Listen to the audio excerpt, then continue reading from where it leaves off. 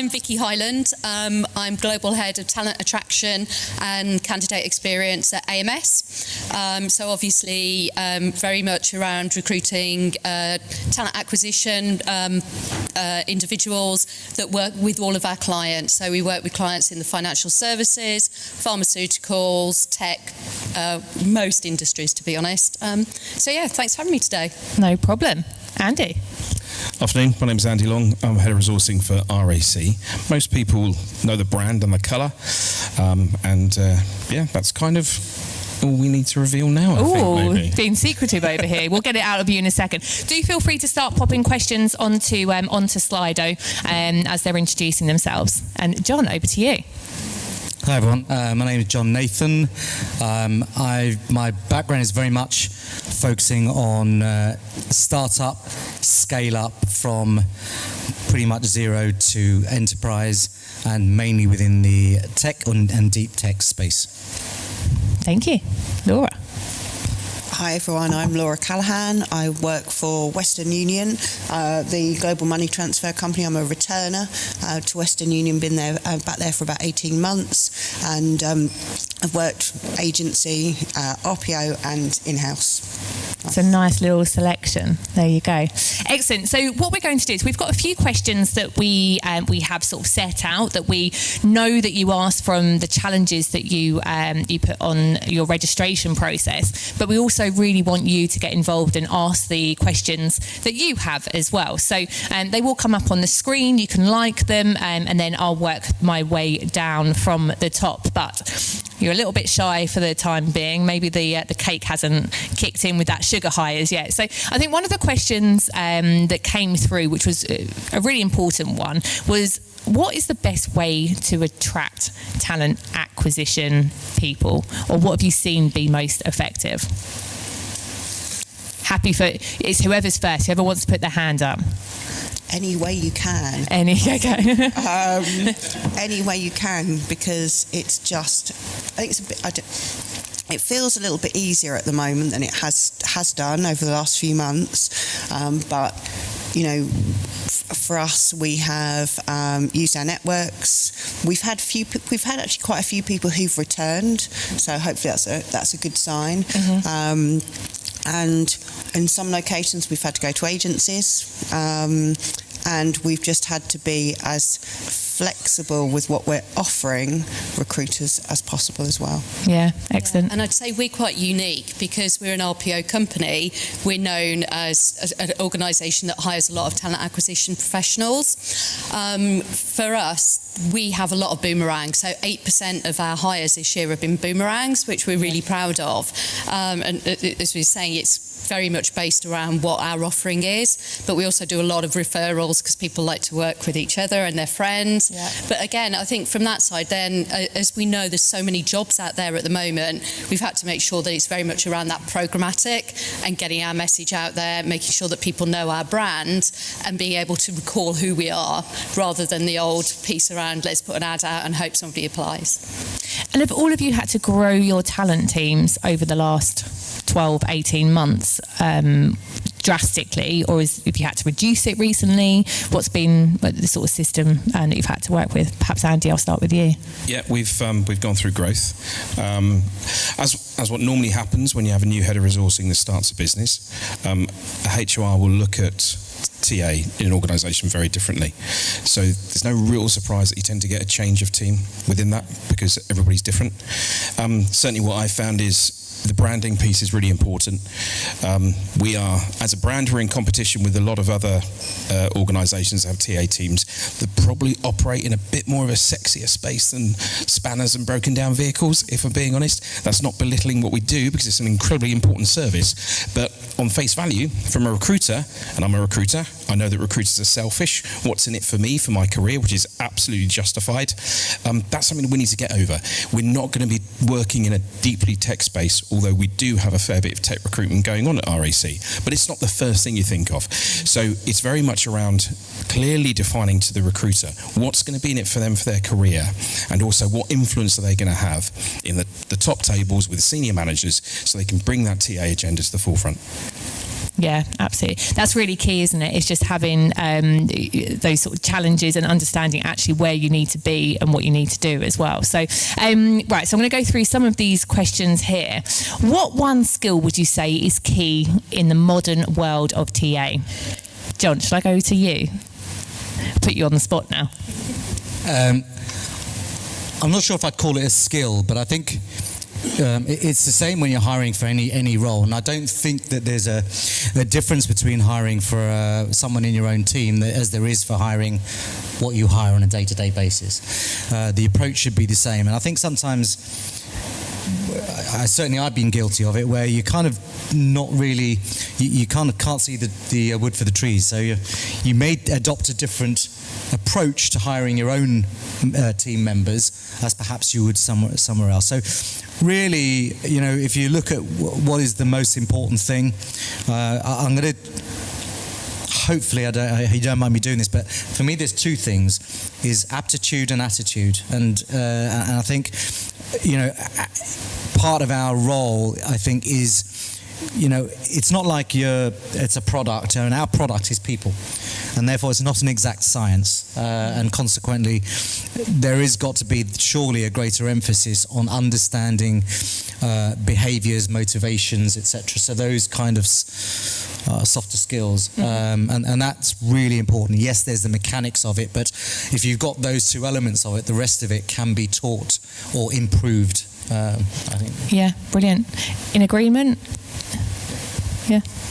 That's a nice, easy question answered then, isn't it? No, that's brilliant. And how do you differentiate between an average recruiter and a great one?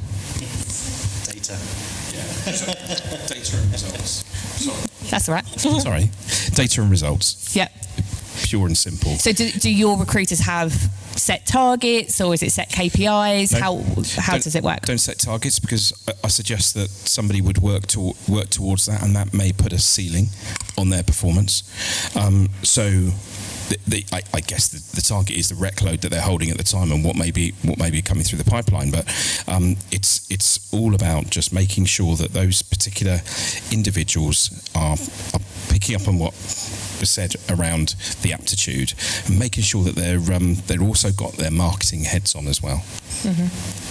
Yeah. I think that's a really fair point, actually. I think where our recruiters do really well is where they tie up that kind of handshake. So where employer branding and talent attraction hands off to recruiting, and they understand the whole piece. They understand the importance of the content, the messaging, the employer brand, and weaving that through into the full candidate experience. That's where I see it difference. And then you start to see those numbers turn. We do have targets because we have clients we have to meet demand for them, but it's not a case that you can see the ones that really enjoy what they're doing and are able to then empower others to help them build their skills as well. Yeah. I think as well at the moment, internally, we're seeing around that partnership. So in the sense of that kind of wider HR community, and kind of where does TA sit? But actually, I see some of the really good recruiters are able to navigate and use those, the specialist HR team, HRBPs to kind of make things happen. Because if you can't get that over the line, you often you need help to do that. So I think I'm seeing more of that now as well.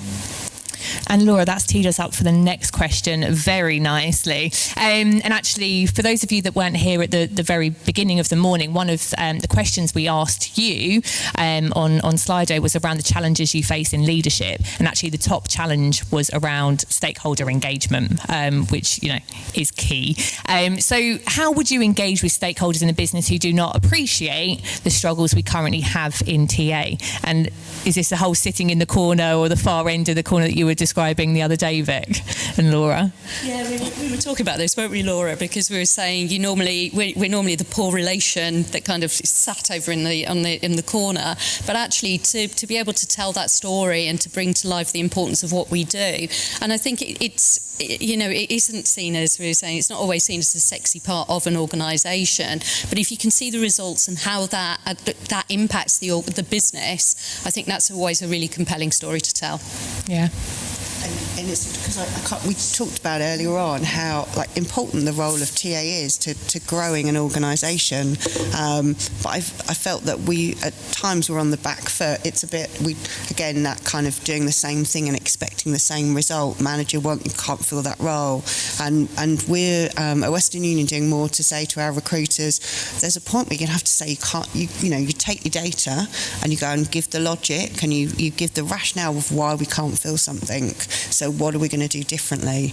And I think that's we're trying to empower people more at the moment to go out and have those what times are really tough conversations with tough stakeholders. I would say though, out of most, not all, but out of most of the HR disciplines, we're quite lucky in TA because we produce so much data. So it's really quite straightforward to evidence the impact that you make to an organisation. It's whether those ears are open and whether they're looking to look at that data. But everything we do creates a measure. So we're quite fortunate in that space, I think.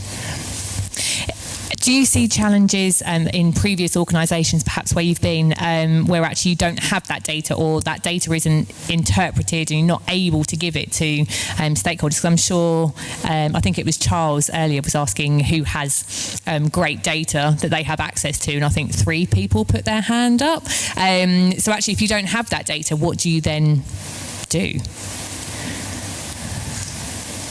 Just go home.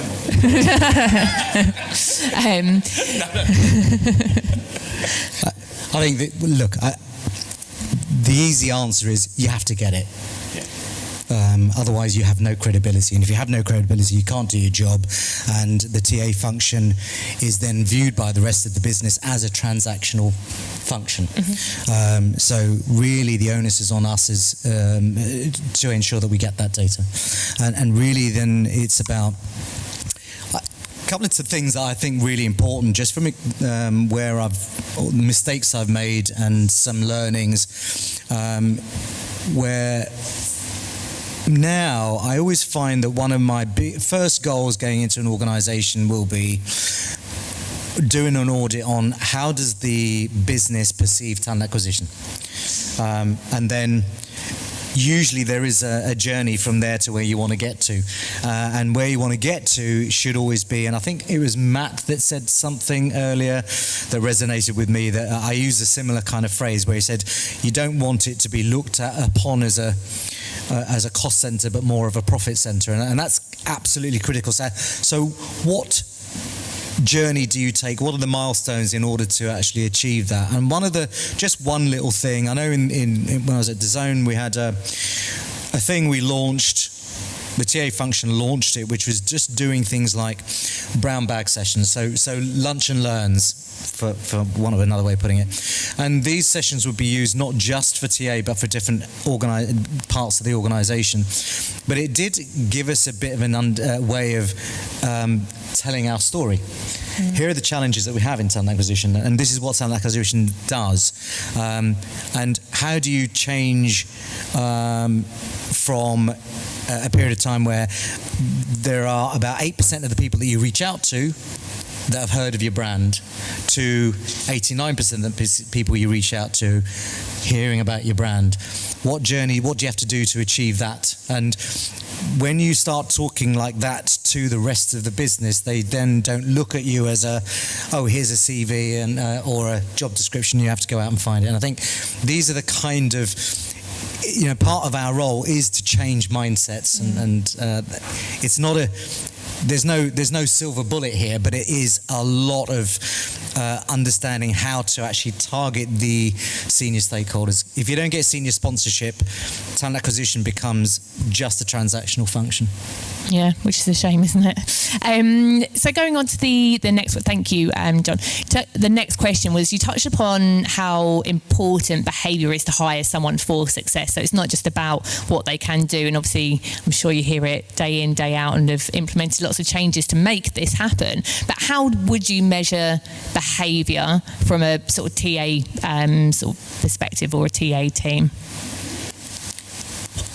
I think part of that comes from a couple of areas, really. The hiring manager feedback, so stakeholders, and then also the candidate experience as well. And we're quite fortunate in recruitment because we're custodians of the employer brand. So those first interactions in both of those areas are really, really important to make sure that we're presenting the organisation in the right way and that we have faith and belief in what we're selling. But I think getting feedback and having a medium to collect that feedback from both of those stakeholder groups, both candidates and hiring managers, is really important. And it would soon unveil if you have a potential issue within the team, aside from just transactional data. Yeah. And I tend to agree. I think as well, though, the behaviour is driven by the culture of the organisation as well, which is a whole different topic that I won't open the door of. But I think, when we're recruiting, we make sure that the person's behaviours match the organisation that we're either hiring for, or if it's ourselves. But also then there's the piece around making sure that they're managed well. So, and managing those. And also, performance managing doesn't have to be a bad thing.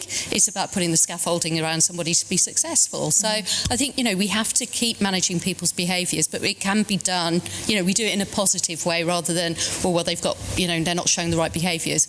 Well, hold up a mirror and how are you helping them to do that? Yeah, and actually Liz is going to be talking on exactly that thing later on today, so we can open that can of worms there. We'll leave it to Liz. Yeah, exactly. No, and that's really key, putting that scaffolding up. And actually I was speaking to Rebecca Collis in your team, and she was talking about, if someone's failing, what have we at leadership done that's wrong to make them fail? Because actually, if you are hiring against your core values and your business values, there's something wrong with the leadership, not necessarily wrong with them. So I thought that was a great point that she made yesterday.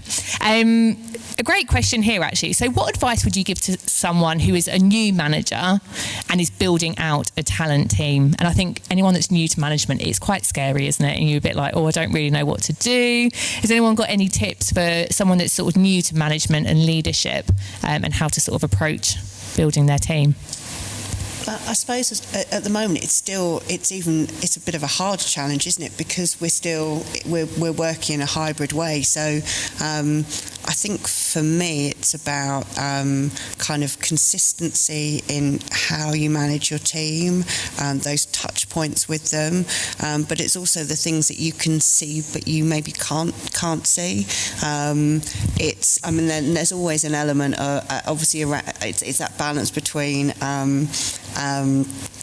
getting under the skin of how people are working, but giving them enough freedom. So I think it's a balance between being in their world, but giving them the freedom to kind of to expand. But it's that discipline of kind of regular touch points and check-ins as well. It's a bit wafty, but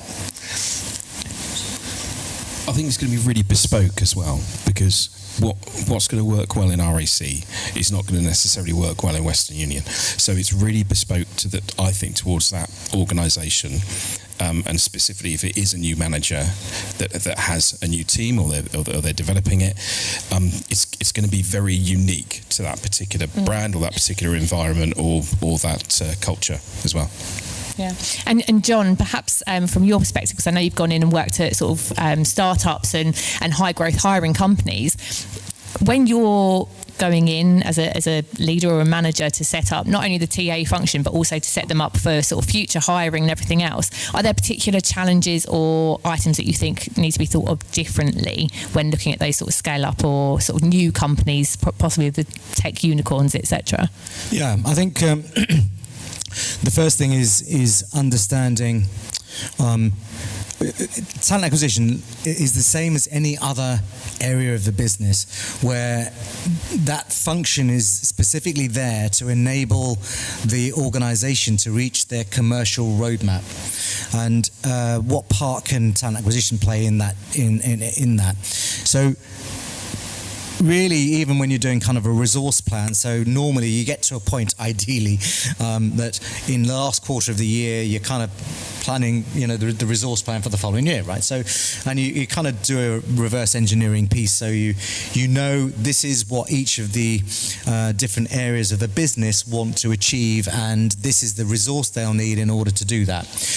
once you've identified what that is, then you kind of take out the things that you can't control, like notice periods, and you kind of reverse that and say, okay, this is when we need to start the hiring for this role, for this role, for this role, or these roles, etc. Once you've done all of that plan, and it always changes, then you know, okay, that will enable you to know what resource you need in order to actually deliver that. Yeah. And I think partly through experience, you'll get a sense of, for a good tech recruiter to hire, 5, 6, 7 hires a month is good. For other non-tech roles, depending on what it is, if it's legal, it might be different. But so you get a sense of that. So you can put that kind of plan together in terms of what you need. But I think it also, you've got to decide on, as you scale, how do you scale your team? And you can't, we all know there are challenges of hiring into your own team. So you do need to perhaps look at an interim solution where you, whilst you're scaling your team, you might require some external resource, right? Whether that's RPO, embedded, or whatever it might be, contract. So you need to kind of explore that and then tailor that. And as Andy said, what's right in RAC might be different in another organisation. So that's really the audit piece that you're doing to establish what it is, but is gathering that information so as you know what, how to tailor that solution to that, really. And then even within that, are you going to have a 360 recruiter? Are you going to have a sourcing function, and are you going to have coordinators, etc., or are you going to have the full 360? Yeah. And that also determines the kind of person that you get into the organisation as well. So there's quite a lot of kind of planning, if you like, in that. Yeah. And in terms of, this is open to the whole of the panel, in terms of how you would set up your ideal TA team, how would it look? Would it be 360? Would you have a sourcing department? How would it look? Money is no object on this one, so kind of feel free to go as you would want it to be. Marketeer, social media specialist, several. Branding specialist, several. Resources, recruiters, business partners holding the relationship. Yeah, I think that would probably cover most of the needs. Yeah? Everyone agree? Everyone like that? Now, the reality is I have probably about 5% of that, to be honest. So if you're talking utopian, that's what you want to get to. However, the reality for most people is you need to turn one person into all 4 or 5 of those disciplines, which is probably one of the biggest challenges. Yeah, absolutely.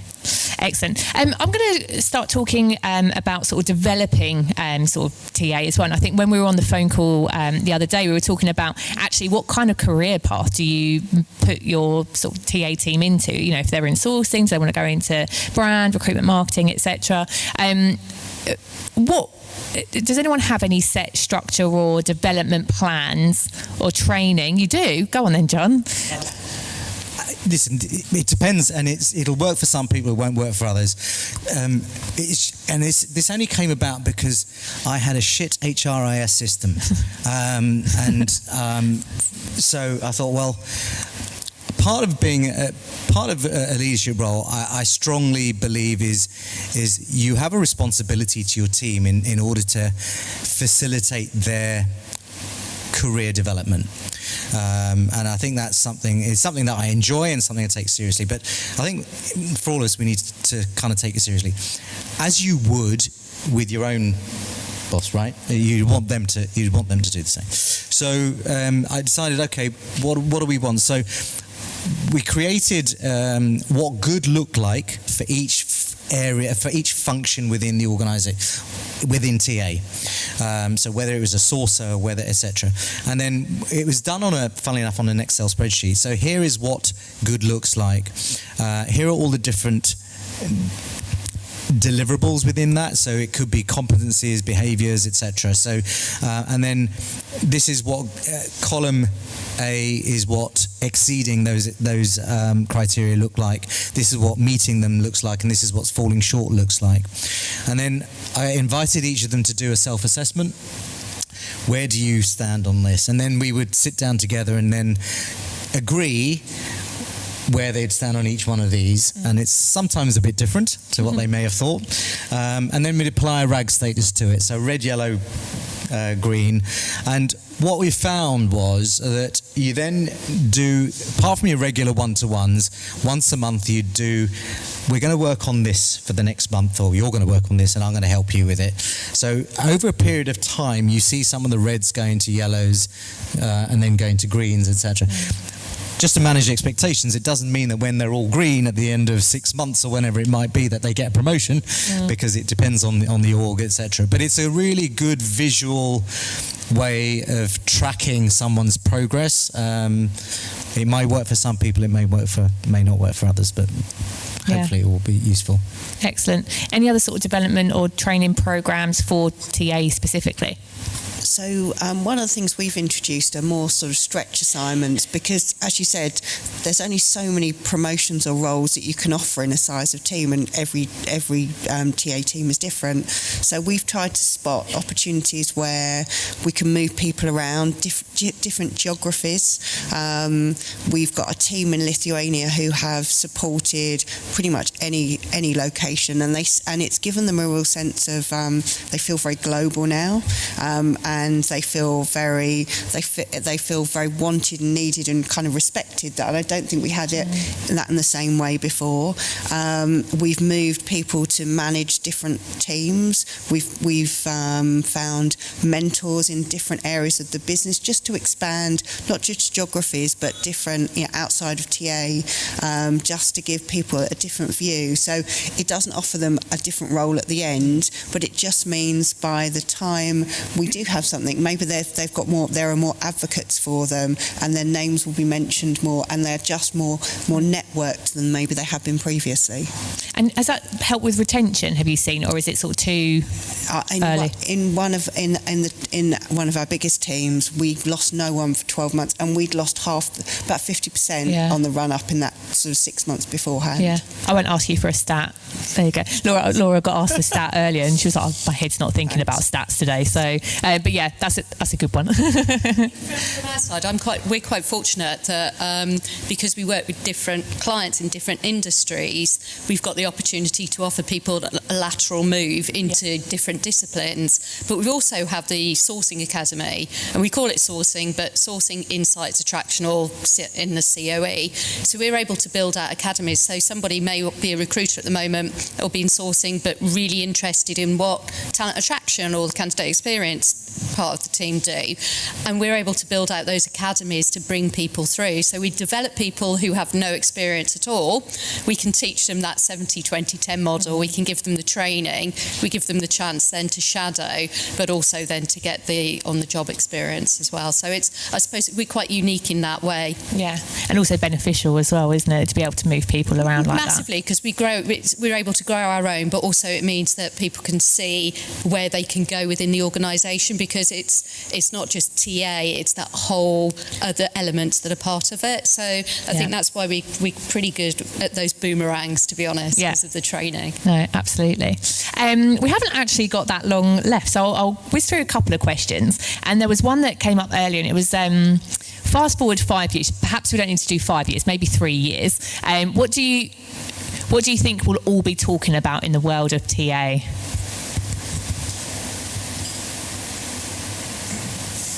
Don't all jump at once. The one thing, when I saw that come up, I thought, I wonder if we'll be saying, how do we humanise the process? Because I'm wondering whether we're moving to automation too quickly, and we're forgetting that level of human touch that conversation that you want to be having with people. So that's the first thing I thought of when I saw that.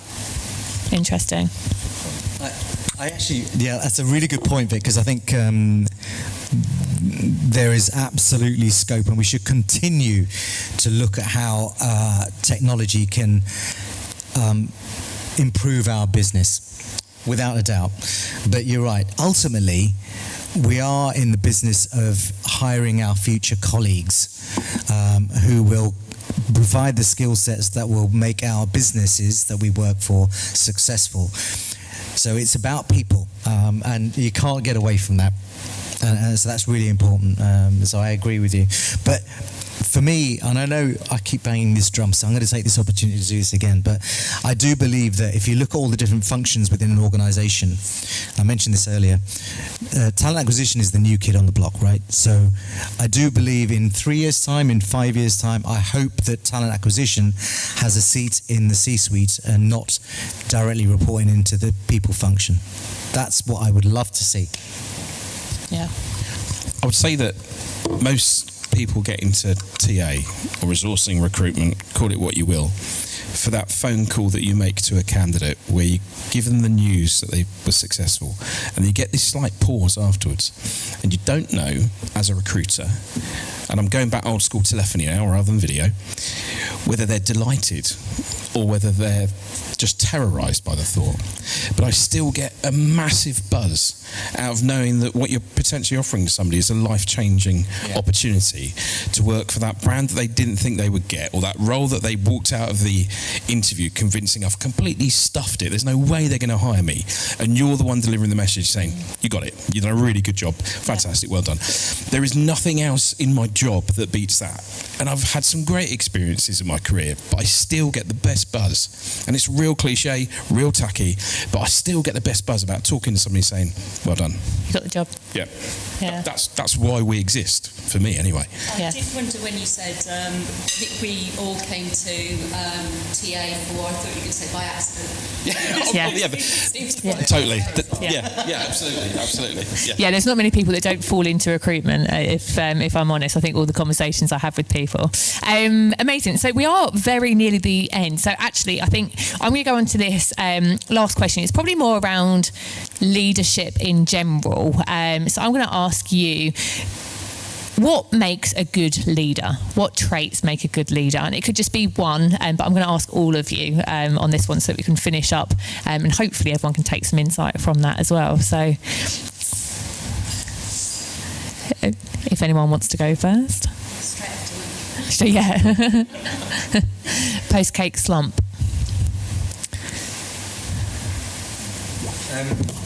I think as soon as you ask that question, I always think of, how do I treat my team? Whereas actually, maybe I should think of it in a different way of, when have I had a really good leader and whenever I haven't, and I've had both. And the ones that are really good are the ones that are supportive, that people that you can learn from, that help you advance your career, and those that you trust, that you could forge a really good relationship with. I think those are the things, really. No, that's great. And people don't, I don't know who said the saying, but as in, people don't leave their jobs, they leave their managers. The managers. Yeah, exactly. So there's that as well. Absolutely. I guess a single word that resonates for me is respect. Respect for the job, respect for your colleagues, respect for the organisation that you represent. And I think that if you take that course when you're developing a function or developing a team, or you're becoming into a leadership role, I'd like to think that I've demonstrated that in a number of different ways through my career. Yeah. Excellent.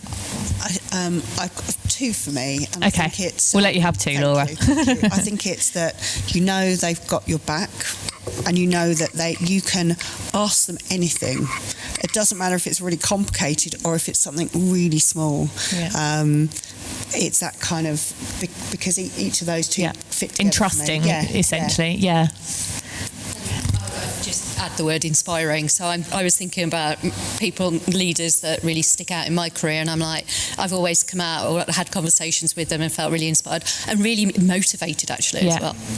Excellent. So you've got inspired, motivated, respect or respectful, supportive and entrusting. So hopefully there's some key traits that you think make a good leader, and hopefully you see some of those in yourself as well. But we are now out of time, I'm afraid, but I thought it was really good, and that whizzed by, didn't it? I told you it would. So thank you so much for joining us today, and thank you for all your questions on Slido. Big round of applause. Thank you very much.